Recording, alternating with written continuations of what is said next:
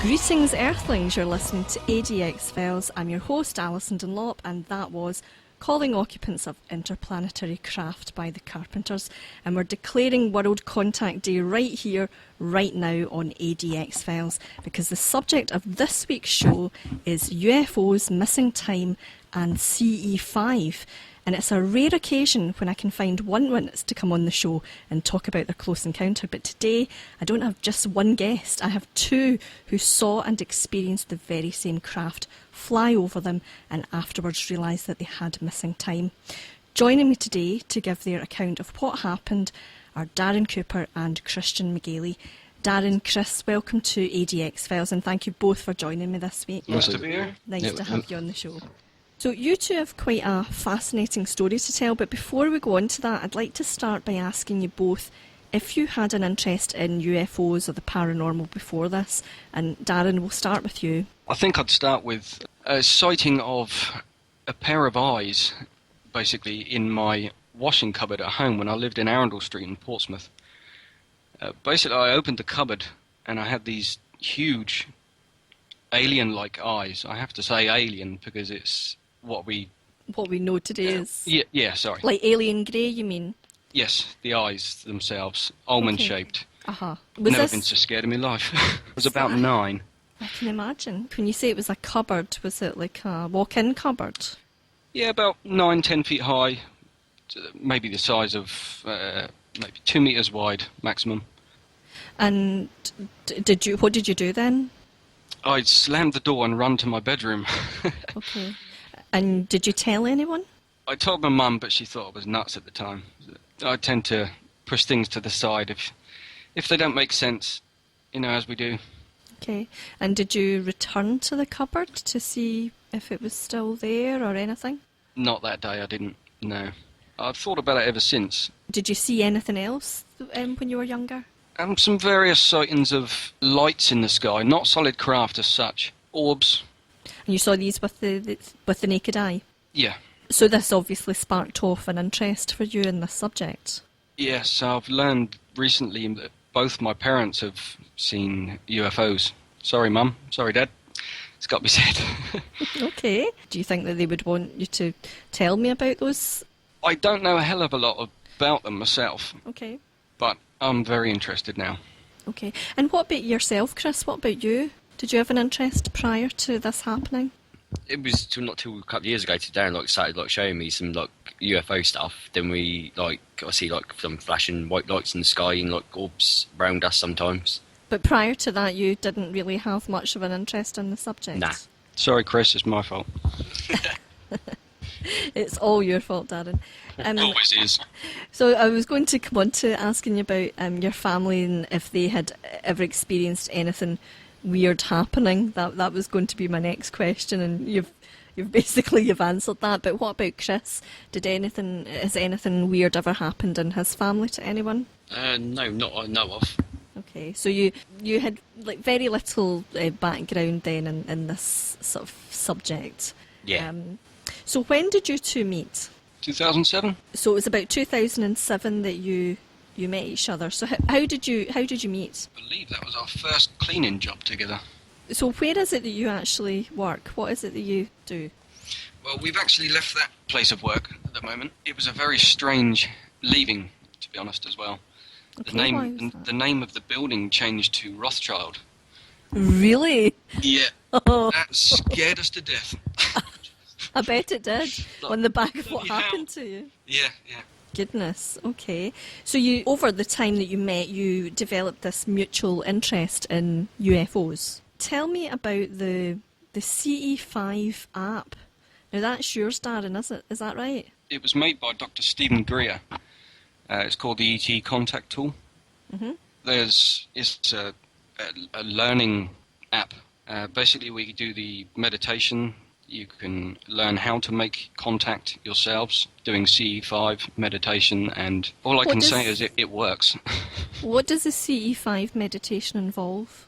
Well, it's about a 20-25 minute meditation to clear your mind and center yourself before obviously going out as a team to skywatch, or as many people call it now, skywatching. There's a part on the app called Tones, According to Dr. Stephen Greer, they were recorded inside a crop circle. Okay. Yeah, the tones on the app, basically after the meditation or during the meditation, we would play the tones or the meditation. This would last about 20-25 minutes. Play the tones while we're outside looking into the sky, and 9 times out of 10 they will show up. I know this sounds bizarre to some people. This works, and we are all capable of doing so, in my mind. I was curious because on all the sky watches that we go on, I always attempt CE5, and I think there are some similarities between the types of things that Dr. Greer established. And I think a lot of these come from, if I'm not mistaken, from like the Hindu mystic background. I'm not too familiar and up to date with that, but I know that CE5 worked. Brilliant. Yeah, well, it certainly did work for us on one occasion, but I'll talk about that later. Talk me through what happened that night when you arrived for work, that you had this shared experience. Basically, we turned up on a normal work day. We couldn't enter the building before 6 p.m. Anyway, we turned up into the building about 6:30, sat down, and I'm sure this was the second or third time that we went through the app. But this time we'd done the CE5. Being at work, it was quite relaxing.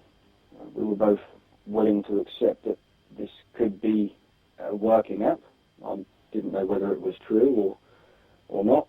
The CE5 that time certainly worked. Basically, we sat and done the meditation, listening to Dr. Greer's meditation in CE5. Several minutes later, or into the meditation and playing the tones, the magnetometer goes off on the app. It hits well over 500. So what's the magnetometer? To the best of my knowledge, this is where an electromagnetic field would set off the magnetometer. Okay. If there is anything within a certain distance from the phone itself. It certainly did that. Okay. So this alarm went off, and then what happened next? I believe me and Chris panicked at that stage, and basically said that there's either something in the room or they've heard what we're asking for, which is to make contact. Why did you say you thought that there was something in the room? We felt pretty strange. At that point, you felt strange. Very strange at that point in time. What do you mean by you felt strange? Like we were being watched. I didn't expect an app on a phone to produce such good results, to be perfectly honest. I didn't expect the alarm to go off. It seems to have had quite a powerful effect. Most definitely, yeah. And that was before you even saw anything. So what happened then? We both at the same time, I believe, we got up and said, let's get out of here, because that's just done my head in. I didn't expect it to happen. I didn't expect it to go off. I took a snapshot of the app itself as the numbers were going down from 500 to about 170. The alarm was still on 100. It has to hit 100 to set the alarm off. So we both put things away. The previous week, actually, we had a pole reversal on the compasses. There's a compass on the magnetometer as well. And one faced north and one faced south. And this is during the meditation and contact. Sorry, I'm not sure what you mean there. We had a pole reversal of the north and south. One phone said north and one phone said south. Oh, I see. So when it was facing in the same direction? Yeah. Right, okay. So basically something in that room, or someone, changed it. Was that the night of the sighting, or was that the week before? I think that was the week before. And did you have the app that night, the week before as well? Previous week, yes, we did. And had you done the whole thing of playing the meditation and the tones? Yes, we went through the whole thing again, and we had orbs in the sky shining back at the laser. This was the week before? This was the week before. And we've Right. also taken photos of what we believe to be, I'll say, an apparition, I suppose. What do you mean by A ghostly figure. Where did you see that? The opposite side of the building where the craft came over. And again, this was the week before? Around the week before, yes. So how often had you used the app before the main event, if you want to call it that? I'd say about 10 times. And on every occasion, something had happened? 9 times out of 10, something's happened. 9 times out of 10, something had happened. Okay. Personally, myself, I've scared myself a little. Taking the dog for a walk. This is several weeks ago now. Was tapped on the shoulder in the park. Freaked me out a little. Tapped on the shoulder by who? By something. Do you want to elaborate? Well, the dog was acting very strange too. 10 minutes after, I called my friend Lee. Basically told him what I just told you. I was tapped on the shoulder. He said, "What did you do, the CE5 again?" Yes, I did. You did the CE5 before? I did the CE5 before I took the dog for a walk. And then you were tapped on the shoulder? And then I was tapped on the shoulder, and my heart's never beaten so much. But there was nobody there, is that what you're saying? There was nobody there. Right, okay. I've been poked in the ribs once, so... Oh, nice. And there was nobody there. The problem is you don't know what to think at the time. I was gobsmacked, but the dog was acting very strange as well. What was the dog acting like? He didn't want to come near me. He didn't want to come near you? No, didn't want to come back on the lead. Maybe because I was scared or she saw me scared. And how long did that last? A few minutes. I went straight home after that. That was enough for me. Right, okay. So, going back to the main event, what happened next? Well, basically, after the magnetometer going off, taking snapshots, we went out for a cigarette before we started work. We got out to the outside fire escape to the left-hand side. It was about 150 yards away. It was quite a long building. I believe we're halfway through the cigarette, and all of a sudden, things change. As in, the wind stopped. There was birds singing in the trees. That stopped. There was water running to the right-hand side of the building with 4 external fans. I would say that's the cooling room fans. Pretty loud. All of that stopped. There was Everything no sound from that at went all. silent. So that feeling of everything stopping automatically made myself and Chris look up in the air. And there it is. It's wider than the building. V-shaped craft with a red, what I call... Well, today I say to myself, well, that was alive. It's a huge red orb in the middle of a V-shaped craft that we could sort of see the stars through it, a liquid-like effect or glass-like effect. So when you say that this red orb was alive, what do you mean by that? Why do you think it was alive? It wasn't connected to the craft in any way whatsoever. It was floating gracefully with the craft, not like anything I've seen on Earth. Could it have been remotely controlled, any of this? No way. Was there any way that, obviously not the orb wouldn't have been big enough, but the craft, if you want to call it a craft, was in, could it have been piloted? That thought's been running through my head for 2 years now. I could see no depth to the craft, which was absolutely bizarre. Yeah, you said you could see through it. Yeah, but I could also see the crisp, clean-cut edges of the craft. Do you think it could have been cloaked? I don't think it was actually I don't know how to say it, in our reality. It was partially materialised in my mind. Okay, all right. But the orb was absolutely fascinating. I've never seen a red like it since. And I think you said that, the red was really bright and the white lights of the craft also were very, very bright. Yeah. So bright that you could feel the heat from the lights of this, or you could actually feel it. What did you feel? Well, this is the strange part. We were slow. We felt like we were at half speed, like it took a few minutes to walk to the edge of the balcony to take a closer look at this amazing craft object. The feeling, for me, I felt lighter, like I was being lifted, or like Neil Armstrong would have felt on the moon. Okay. Is my best explanation, I think. Okay. And can I ask Chris as well how he felt when he saw this? Chris, when you saw this, how did you feel? Not shocked. And what's your memory of the entire thing? Just like everything, just like cut out. It was like really strange. It's like I went deaf. It was like really strange, and all it was like focused on was like the red dot in the middle of the orb. So what was going through your mind at that point? Nothing really. It was just basically just focused on the red dot on this UFO. It was just focused on that. It was just really strange. And well, Darren said that he thought it looked like it was alive, like it was almost, some kind of organic thing. Did you have the same feeling? Yeah. You did. So after that, What happened? It just vanished really. Then we started going I feel like it vanished and everything. I heard me and Darren sort of heard a helicopter, and we went outside and we both looked at each other and just thought, okay, what's going on there? It was a pure black helicopter, a military helicopter. It was really strange. There was a military helicopter appeared? Yeah, I think so. It was pure black. I'm not quite sure. Was that when you two were still outside, or had you gone back into the building at that point? We went back in, then we sort of heard a chopper.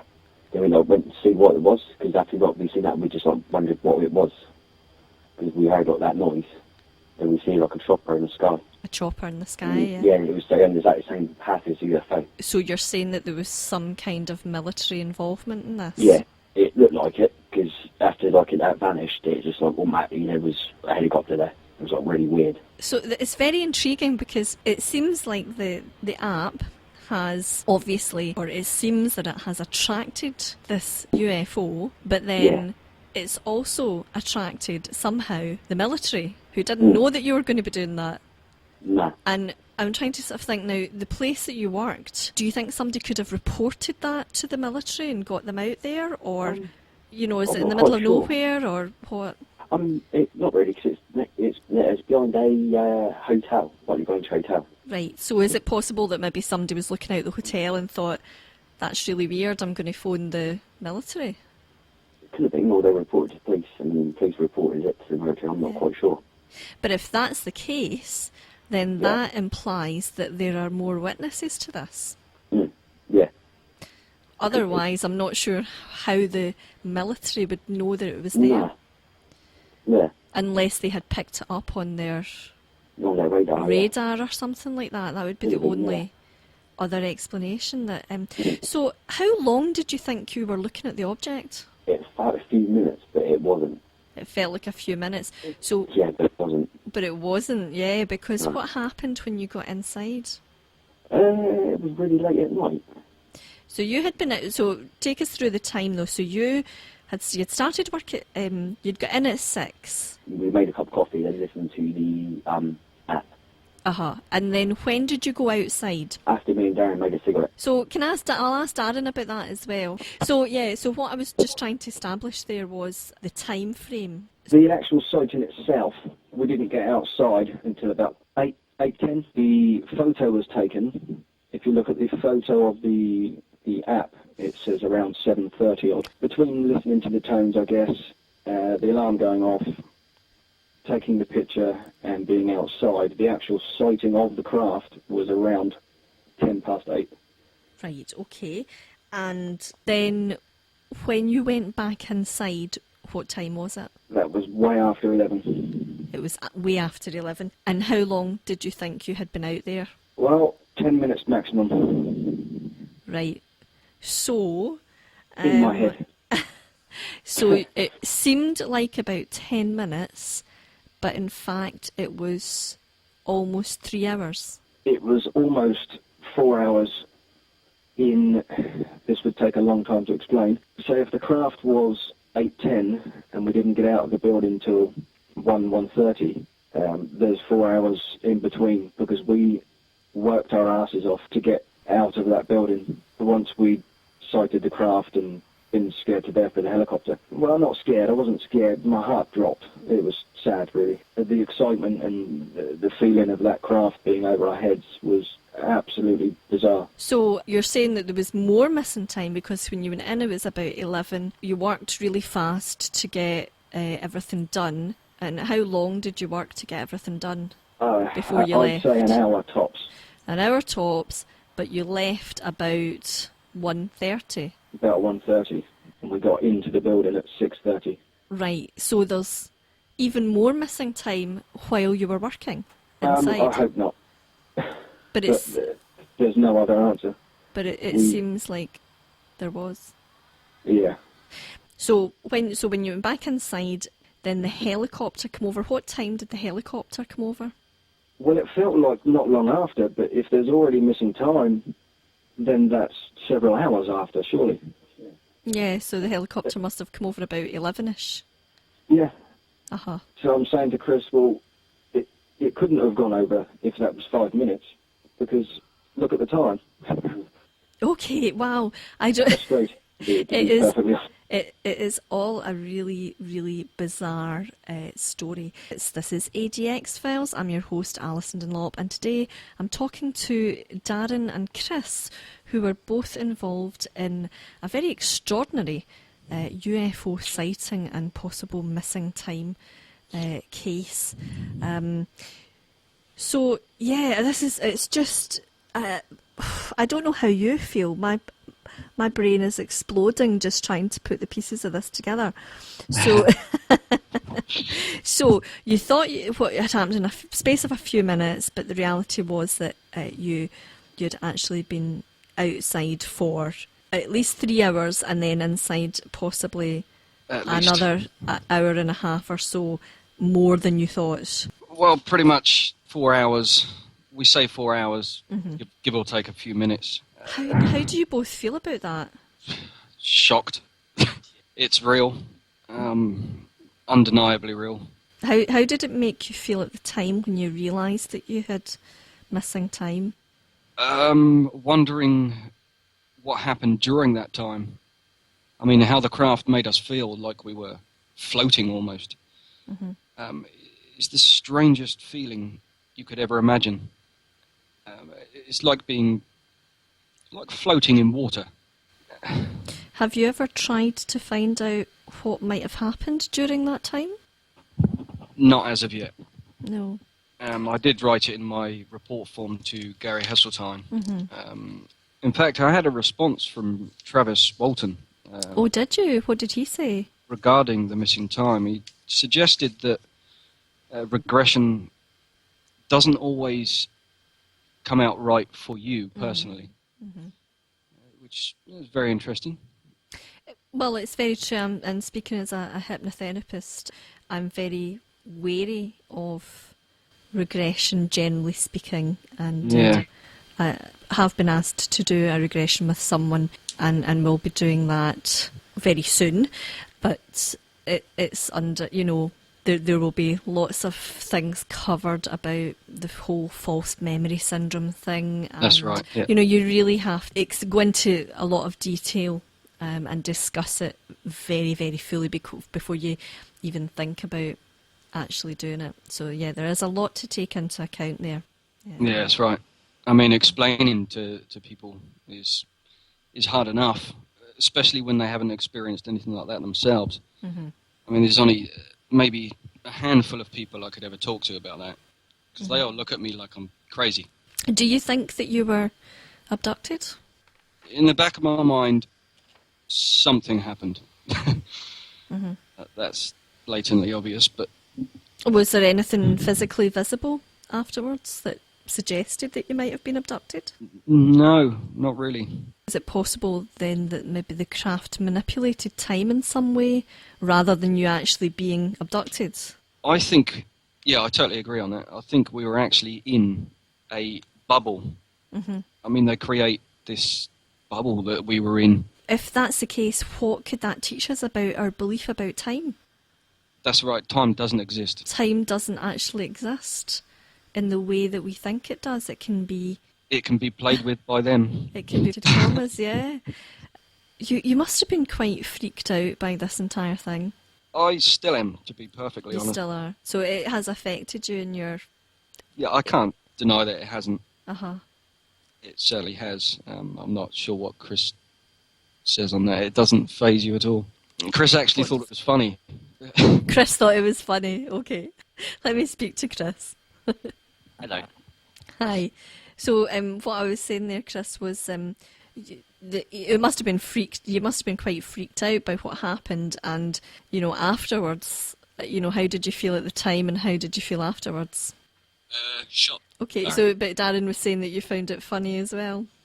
Yeah, definitely. Why? It is funny. Why do you find it funny? I don't know. It's just something strange.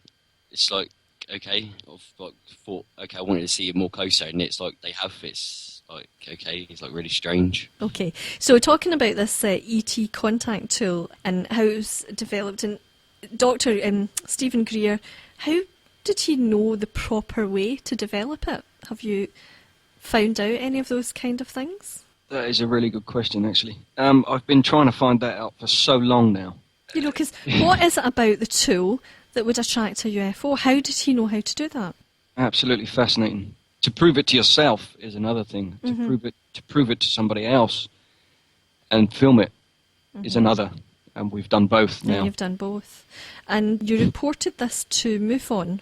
That's the Mutual UFO Network. Yes. What did they say? The first conversation via email, it's a pretty strange conversation, to be honest. Well, basically, when I first sent in the report to MUFON, they thanked me for sending in the report. I had a phone call from a Jack Turnbull. Okay. It was a very bizarre conversation, to say the least. Why was it bizarre? Basically, he went on to talking about Larry Warren and injecting us with sodium pentothal to get the truth from us. And at one stage I thought it was a joke. It got pretty strange, talking about Dr. Stephen Greer, like we were going to slip up and basically say, oh, no, we're just joking. I believe I challenged him to put us under a lie detector test. They responded with, we would inject you with sodium pentothal. That's right. This is somebody from MUFON is saying this. This is Jack Turnbull. Allegedly. Who is Jack Yes. Turnbull? I have no idea. Does MUFON know who he is? This is interesting because I received an email a week later from a gentleman supposedly working for MUFON and going to take on my case. So I responded with, I received a phone call from Jack Turnbull the day before, and he stated he would contact Jack Turnbull to see if Jack was going to follow up any information from myself and get back to me within emails. As of that day, it's been zero contact between MUFON and myself, and all they've done is apologise for not contacting me. Right, so they've sent you an email saying, sorry, we've not contacted you. I've actually had 3 emails saying, sorry, we haven't contacted you, and nobody seems to know what they're doing.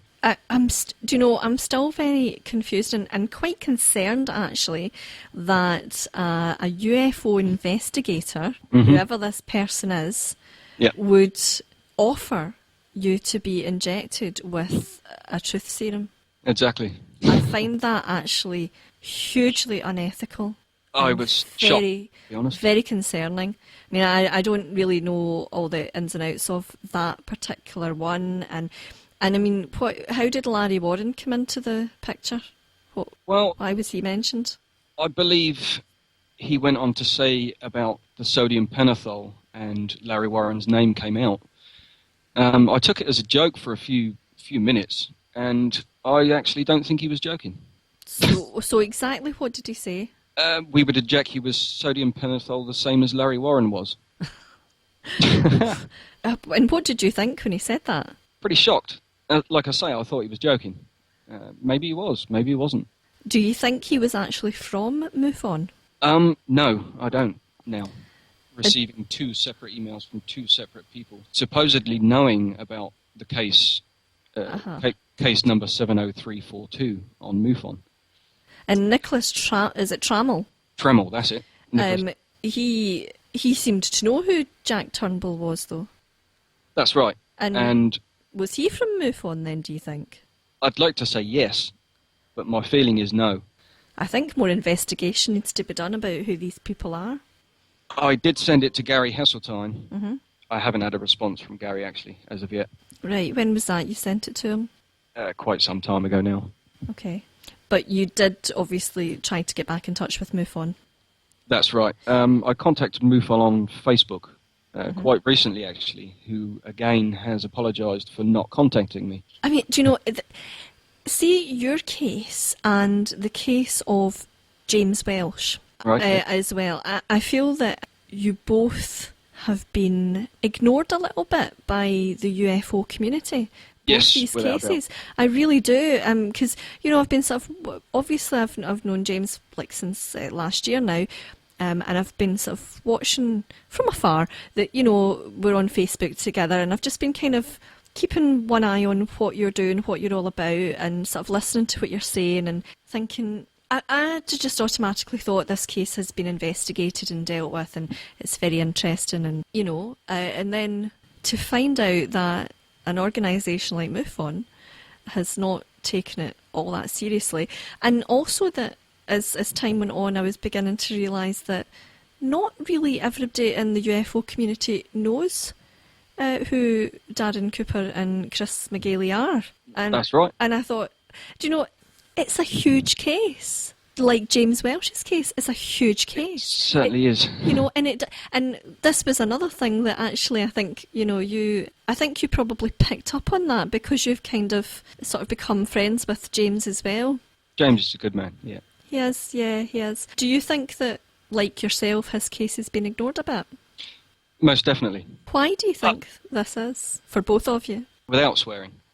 You can swear if you like. If it's that bad, I'll edit it out. I would like to say that I think they're withholding the real stories and that they couldn't care less whether you've had a sighting or not without documentation or photographic evidence of a craft in your back garden. Which is unlikely to happen. Which is very unlikely to happen without the right frame of mind. The thing is, there are some other sort of big cases, like in Scotland, the Livingston incident and the A70 incident. Yeah. Now, these people you have had just as profound an encounter as either of those two cases, but, people know the names and the people involved in those cases. And it intrigues me so much as to why people have kind of brushed this aside. Yeah, it feels like we're being ignored. I must admit, yeah. Yeah. Well, hopefully people listening to this show are going to sort of maybe sit up a bit and go, okay, what, we didn't know about this. Mm-hmm. They'll maybe look into it a bit further. Maybe we'll find out what's going on with MUFON for a start.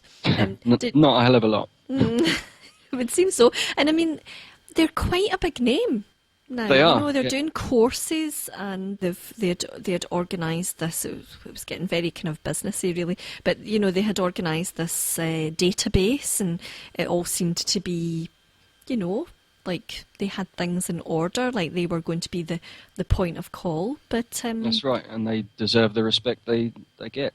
But in this case, there is no respect. Yeah, and I can't blame you. I really can't blame you. Did you ever try and get in touch with any official organisation, apart from MUFON, I mean? I built up the courage in telling Gary Hesseltine some time ago. Mm-hmm. That was the first time we'd actually ever told anybody, to be perfectly honest. Mm-hmm. It didn't scare us as such.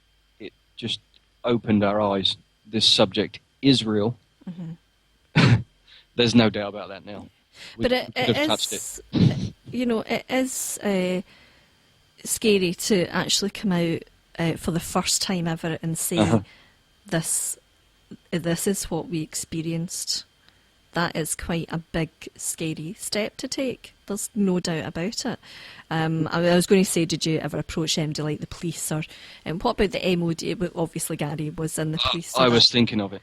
The MOD, you did. The police, I was thinking about that. Oh right, But but I mean, Gary's a good. Yeah.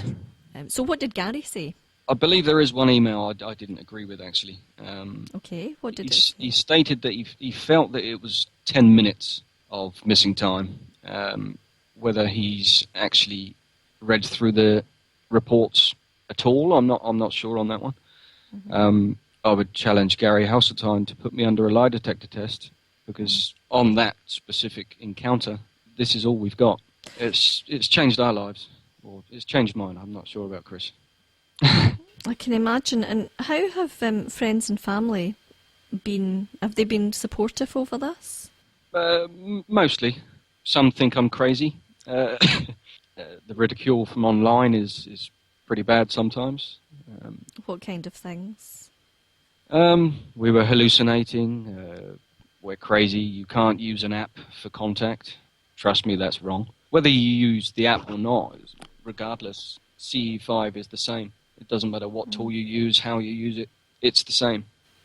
I'm wondering whether it could, like the process that you go through, because you have to do this meditation.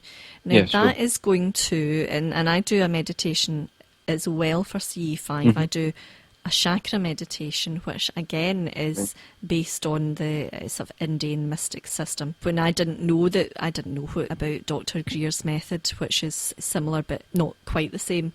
But you obviously, when you do that, you're doing that because you have to change something within yourself, Yes. within Most your own definitely. mind. Uh-huh. And also the tone. The tone is a tone that you're hearing. That again, the sort of Indian mystical system, tones and chants and all this kind of stuff. Buddhism as well, it's the same as the Hindu systems. Just these, Eastern ways, mystical ways. They change your perception. Definitely. So what I'm saying is, has this app allowed you to change your perception so that you could see into this other dimension? Ooh, that's a good one. Or are these things always there to be seen if you know what you're looking for? I was literally going to say that, and Chris is nodding there. Yeah. We've come to the conclusion that they are always there. They can hear your thoughts, your expressions, tones, feelings. They can already hear it and feel it before you ask, in my opinion. Why do you think that? After playing the tones, I can basically, if I'm explaining, for example, a friend in the garden, I can play the tones like I did 2 weeks ago in the garden with another friend. We went into the garden, played the tones for around 2 minutes. It was no more than 2 minutes. I was explaining to Dave, extraterrestrials can hear your thoughts, as in your conscious thoughts being projected out before you're thinking them, if that sounds right. So I went on to explain how a CE5 works, and before I'd finished explaining the app, the tools, and what I would do normally in regards to doing a CE5 completely from start to finish, I played the tones for 2 minutes, and we have 2 huge white glowing orbs turn up to the right-hand side about 200-300 feet away, and When you say huge, what size? no bigger than a meter each. Okay. Maybe 2 feet wide. Okay. 2 feet wide is a good estimate. All right. So about 300-400 yards away, just past the houses. And when you say orbs, Orbs, again, glowing, beautiful white orbs. You can't mistake them for an aircraft of any description. They phase in and out, so they dematerialize and materialize and swim like fish in the night sky. So it looked like they were swimming. Sorry. So they turned up, and Dave is asking me what that is. This is only within 2 minutes of being out in the garden. So going back to can they hear you, and are they already here? Yes, without a doubt, unless they move through time instantaneously. Yeah, well, that's another. If so, from that far away, really? That's interesting too.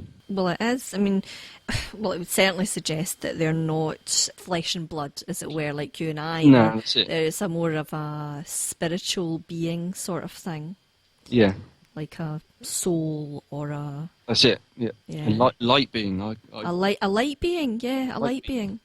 Exactly. Chris, what about your friends and family? What have they said about your encounter? Just my mum, really. That's about it. What has she said? Truthfully, she really doesn't care, to be quite honest with you.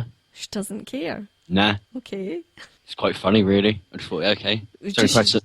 Hey, sorry, carry on. Does she just accept that it happened and that's it? Yeah, And she just sort of, aliens exist. yeah. She That just, was fine. You saw Yeah. a UFO. Great. yes, she just sort of cracks on with it, so just mum, really. That's a very unusual. It's almost like she knew to begin with that. Yeah. So, do you think that she has had experiences herself that would make her just accept the fact that you're saying you're telling the truth? I have no idea. It's a good question. That would be interesting to ask her. And what about other friends? What have their reaction been? Oh, just my other mate. Yeah, he believes in all that. Mate, he believes in everything. He's seen some things with me and Darren. Who's this? Mate Lee. Lee. Yeah. And so he's another believer then. Have you been made fun of at all? Well, every time I like explain to somebody, they just like laugh and they like disbelieve you. Okay. So that's why I don't really like talk about it to people about it. Yeah, because I was going to say that you've been a bit, certainly like on Facebook, it's been primarily Darren has been the sort of active one involved in speaking about this. You've been sort of quite quiet about speaking about it, and I just wondered, why that was. Because I'm a very quiet person. I'm a very private person. So you would just rather get on with it, and because the way I look at it, if they were here to hurt us, they would have done that years ago. Very good points. Yeah, so just thought, just crack on with it. They're here. They're going to kill us. They would have done it many, many years ago. So you've had more experiences since, and I'll come to talking about that in the after the break. Mm-hmm. But do you think that it's something that has changed your life for the better? Yeah, it's like opened my eyes a little bit more. Okay. It's like we're not actually like alone here. Yeah, and how does that make you feel? I'm fine, really. Is it quite a comforting thought? Yeah, it's like there's like a higher being here, like not just like us in this universe, because it's just impossible. To me, if you think we're the only humans in this planet, you're just stupid, really. What does Darren think about that? I don't know. Should we ask him? Let's ask him. Hi, Alyson. Okay, so it was just, you would have heard what I was saying there about how it makes you feel to, has your life improved since having this? Has it changed things at all? It's... Sorry, I'll say that with a smile on my face. It's changed it, yes, definitely changed it. For the better? For the better, yeah. But I seem to be doing it more and more and wanting more and more. I can't stop. Do you think you're a bit obsessed by it now? Yes, I can't deny that. Okay, so would you say that that's affected you in a positive or a negative way? Both. Both. Mm-hmm. And positively, what do you mean by positively? Positively, I can change the way people think about them. I just want to tell the truth. Mm-hmm. Get it out there. And negatively? Negatively, I should look at it a little bit less, but I can't help myself.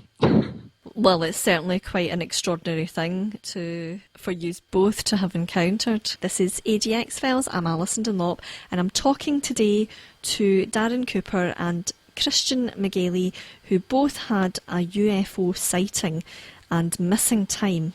Welcome back, guys. Let's talk about Stephen Greer, because you actually both met him, didn't you? We did. We met Dr. Greer in London, 2013, I believe. And what was that like? I felt very strange again, I must say that. He's got this aura around him. I don't know, I felt energy around Dr. Greer, in a good way. Mm-hmm. Did you tell him about your close encounter? We saw Dr. Stephen Greer before our 2014. I see. So, confused me then. I see, right. What did you ask him then when you saw him? What did you guys speak about? We spoke about false flag events and... Sorry, you asked, Alyson. No, that's fine. Yeah, false flag events, and Dr. Greer went on to state that a huge heavenly body is on its way, which basically tallied up with what he said in one of his meetings. He keeps stating a heavenly body is on its way. What does he mean by that? That's what I'm trying to get to the bottom of.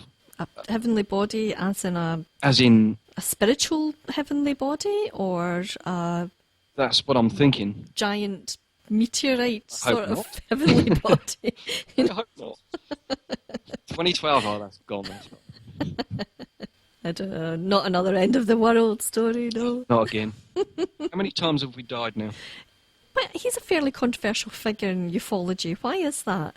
Yeah, there's several people, several 100,000, I should imagine. They dislike Dr. Greer for some reason, but I can't seem to get any answers from anybody. Yeah, I've been a bit the same, but I want to dig more, I want to dig deeper.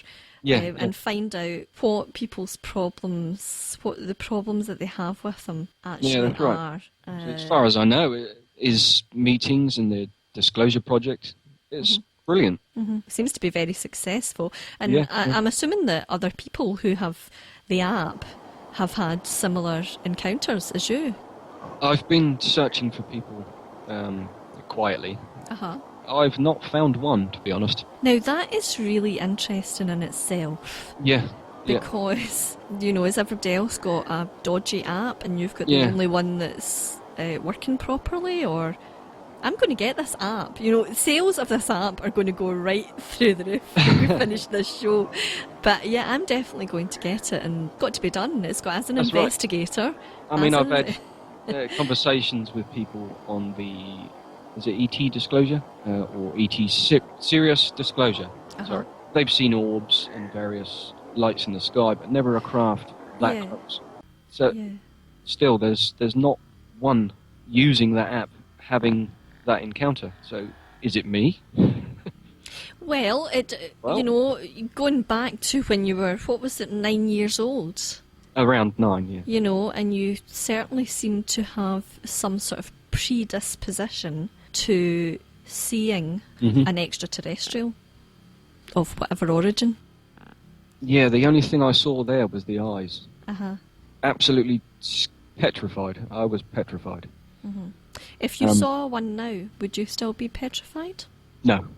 Why not? What's changed?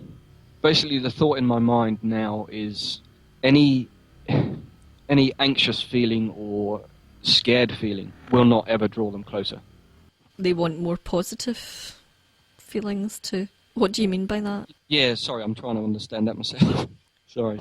I think it's true, though, that some entities are drawn in by negative feelings, and other entities, which are good, friendly entities, helpful entities, are drawn in by positive feelings. I think that's quite true. I think that's quite accurate. I've had my own encounters, and the nasty ones seemed to, or the nasty one really, seemed to feed on fear. And so I don't know. Mind you, I was quite frightened when I saw the other one, which wasn't nasty. It was still quite scary. Well, I don't know, frightening, unnerving, whatever you might want to call it. But I didn't feel like I was being fed on as much, if you know what I mean. Yeah, sure. So I think, anything that you see that's unusual, it does freak you out. At that specific moment in time, yes. It does, at that specific moment in time, because a lot of people have said to me now, when I'm telling them about things, you seem very calm when you're talking about it. And that's almost like an automatic, so you must be not telling us the truth. And I'm like, well, actually, I feel quite calm about it just now. At the time, I didn't. But is that how you feel as well? Yes, definitely. I was just about to agree. When people ask me, why aren't you shouting or jumping around when you're recording a UFO? Well, I don't mean to sound big-headed, but I've seen so many now. I tend to be quiet and literally peaceful throughout the whole experience, because negative energy and, as you say, and negative thoughts, they disappear very quickly. Yeah. And we've had them signal back and had them respond 2 to 3 times because we're sat there and still not convinced that they're saying hello. Or, do you understand what I mean? So as you're saying there, since you're citing the one that you had with Chris, you've seen, in your own words, hundreds of UFOs since that night, and you've filmed quite a few of them. It's such a shame that we haven't filmed most of them, to be honest. I'm always in that situation where I haven't got the camera, or I'm explaining, or we're just getting carried away. Literally, in the moment, no camera. The thought doesn't even enter your mind. It's just, no, it didn't that night, as Chris just stated, What other kinds of things? You've said you saw orbs. Is there anything else that you've seen? I've recorded a beautiful rainbow-coloured orb over Hamble. And could you see that also with the naked eye? Yes, we filmed this. Yeah, because I think that's an important thing to say, because obviously with today's technology, and we discussed this on the show with Cal Cooper, he explained the modern technology and cameras and lighting, picking up certain things and all that. So I think it's really important to point out that if you see something with the naked eye and then take a picture of it, then that, and obviously... It always seems to be a different colour when you take the pictures. Well, that is an interesting thing. That's a very interesting thing you say this, because I've, said to people, our Karen Valley sighting, we saw a large, bright, sparkling object moved in a sort of a ziggy-zaggy, sort of sharp ziggy-zaggy sort of movement. And when we looked through our binoculars, when we took video of it, it was completely different. In fact, through the binoculars, it was like a shadow. It wasn't even bright. It was like, is there anything there? And we're saying to each other, what are you seeing this as well? What's going on here? So it was completely different. So it's funny that what we're seeing visually through the naked eye without a camera lens or binoculars can often be completely different to what... completely different. Yeah. And you've used the contact tool every single time that you've seen 99% of the time, yes. Okay, let me think. So Chris, have you been on all these sky watches and seen all these sightings the same as Darren? Yeah, most of them. Most of them. And have you had any independent sightings of your own? Yeah, years ago. Right, what happened? I was hanging out my bedroom window. It was about 3:30 in the morning, one morning. Uh-huh. And I just see this weird silver triangle with 3 bright red dots in the back of it. And it just went behind this flat and it just disappeared. Didn't see it again. It was really strange. When was this? 2011, I think it was. Okay, and what age were you then? Nearly 27. So this was before the app was used or anything like that? You had a sighting of your own? Yeah. And it's quite, a triangle with, the 3 lights. It's quite how large was it? Not that very big, actually.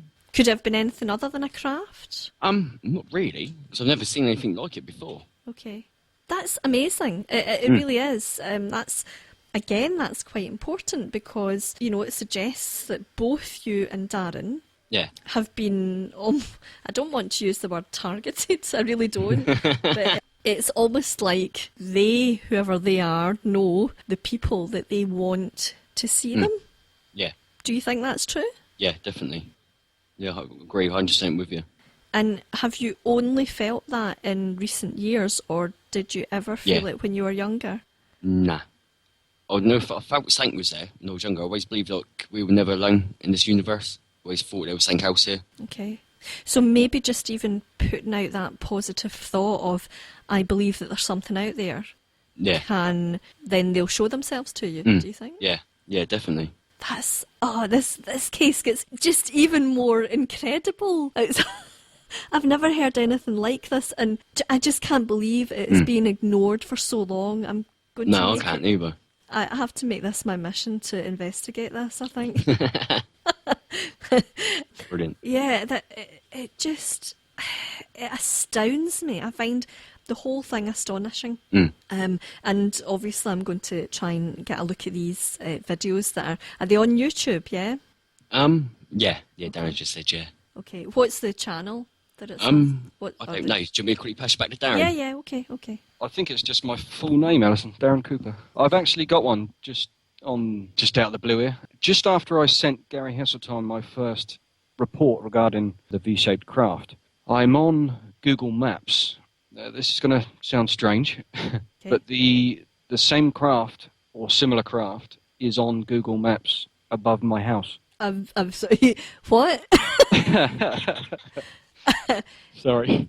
Are you kidding me on? No, I'm not joking. So above my house is a V-shaped craft on Google Maps.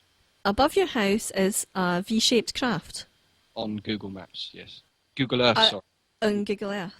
I'm going to edit this bit out, but holy That's what I said when I saw it. I need to go and look at this. I need to look at it right now, if that's okay, because obviously I won't let your address go out on air. If I send you an image now, it's got the coordinates on for Google Earth, but I haven't I don't know how ever to do sent you this. I don't know how to do coordinates. All right, I'll send the image. That's my house to the left, and the craft is above it. Quite small, but definitely a V shape. Oh God, I see it. I had to zoom in, but yeah. Oh my God. Why? It's Google Earth. What? You must have been like. I phoned everybody. I phoned Chris. I phoned Lee. I phoned my dad. I sent it to my mum. You're on their list. Their human list. I've got another image here. I've got a video on YouTube that displays a UFO an unidentified flying object flying through the sky. It looks like a fish. Now, this goes through 14 frames or 15 frames, and it stays the same shape all the way through. Now, thinking about that one, and then looking at Google Earth, the same image is above my house on Google Earth. In this photograph, you mean? Yeah, I've got another one here. All right, okay. It's the same as the video that was recorded the year before. Is it in this image that I'm looking at? No, I'm just about Right, okay. Sorry. Right, so it's the one top left, the black. The top left, the kind of black. It looks like a fish if you turn your head to the right. And that couldn't be a helicopter, no? It's Yeah, quite that's- high. It's quite high up to be a Yeah. helicopter, really, isn't it? That's it. And Yeah. according to the video, I don't the, know. the shape is identical. Absolutely fascinating. That really is. It really is. Okay, well. Freakedout.com here. Yeah. You must be a bit freaked out yourself. It's like, come here, there's more. Yeah. So wow, that's, I don't know what to say really. So you've managed to capture these on video as well. Yeah. Both of those. We have fleets of UFOs going over my house. You've got fleets of UFOs going over your house. Uh-huh. There's What kind of- 22 white orbs flying over my house in broad daylight. And again, did you see them with the naked eye? We did not. Right, okay. No, we were thinking of CE5 at the time, but I don't believe we did it that day. So, randomly, that's pretty amazing too. There's, as I said to you before, about the Karen Valley thing, you know, we, to begin with, we did have to shake ourselves out of our astonishment to grab the cameras. And Yeah. it was the same with, I also had a sighting at University Avenue. Very strangely, it was after we booked the GUU, Oh, yeah. which is where we're having the conference. It was just after that I was walking down past the GUU and a UFO came across the sky at great speed. It was, you know, sort of Brilliant. very silvery object going belting across the sky, and it was weird because it was like everything was going really fast. I was aware this was going really fast, but it was almost like time slowed down as well. The two things, it was like two things happened at the same time. I can't really explain what I mean by that, but enough for me to kind of get my brain in gear and sort of say, right, calm down.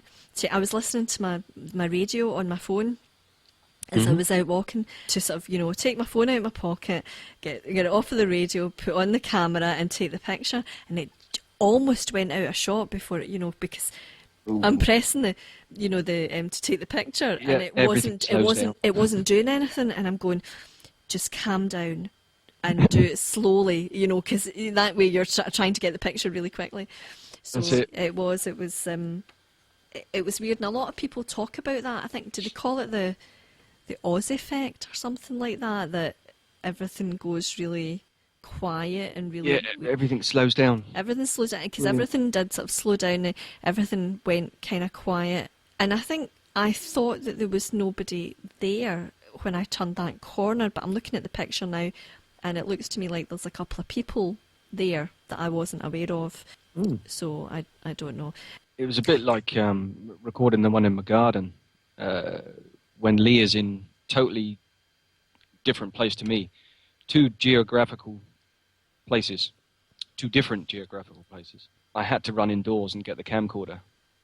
And before it had actually physically gone from sight, it came back and flashed for the camera. So they're not totally scared. No. It's interesting that you described that light as being almost alive, and the white light was the brightest, whitest light you've ever seen. Yeah, because so clean. I've mentioned before that angels are described as pure light energy. Yeah. And also, obviously, sometimes seen in sort of a human form. But I kind of have this notion that angels, what we perceive as angels, and some people would perceive as alien, that they're kind of the same sort of thing, but they're basically described as pure light energy. I totally agree. And that perhaps this is similar to what you were seeing. Yes, I can't disagree. But you feel certainly that they were paranormal in nature. Yes, I had this amazing feeling. It's so hard to describe. Motionless. I was completely useless. Mm-hmm. I had no thoughts of getting my camera out whatsoever. Something stopped me from doing so. Mm-hmm. At one stage, I recall having to shout at Chris just to see if he heard me. Are you seeing this too? Mm. Absolutely amazing. And I'll just ask Chris how it affected him as well. So what Darren was saying there about how he felt when he was observing all this, did you feel the exact same, or did you feel... I just felt exactly the same. Just felt froze, couldn't get my phone out. Just gobsmacked. And did you have that same peaceful feeling inside? Yeah. Or yeah. You were just... Like a warm, tingly feeling. Tingling, tingling? Yeah. Tingling feeling. That's interesting as well. That is. What did we talk about? You mentioned Lee. Who's Lee again? It's mine and Darren's mate, Lee. Do you not want to have him mentioned? I don't know. I don't want to get in trouble or not. I don't know. We'll leave that aside then. But I've asked you as well about the YouTube channel. But there was one that was described as a space invader. Yeah. What is this? That was our mate Lee. He's the one who recorded it. Ah. Well, he's going to have to be talked about then. So tell me about the space invaders. I don't know really about it. Darren, when he knows about that, I wasn't here the day it got recorded. All right, pass it back to Darren then. Is that the video I released today, Alyson? I've not seen it. But All right. but it's the first thing I'll do when I come off here is I'll go and check it out. But no, I just I must have seen that on something. You must have said something about a space invader on something you sent to me. Yes, there was a previous one. Lee's actually just been to Longleat with his girlfriend. Basically, he was filming orbs in the sky, sat on a bus. I think it was with the tour bus, is it, that goes around Longleat? So, anyway, he's recording the orbs in the sky, but they're flying all over the place. And not only were there orbs in the sky, there was an object that looks like, and me and Lee have had this discussion, it looks like a space invader or a pram. So it's got this large, it is in fact there. I would love for somebody to analyse this one. Basically check out and tell us what it is. That is, well, I'm going to have a wee look at that when I come off. But unfortunately, we're at the end of the show. And I want to thank you both for being such tremendous guests on this week's ADX Files and sharing your important and fascinating accounts of not just, I was expecting just the one case, but there's the whole bunch of other stuff in there to think about.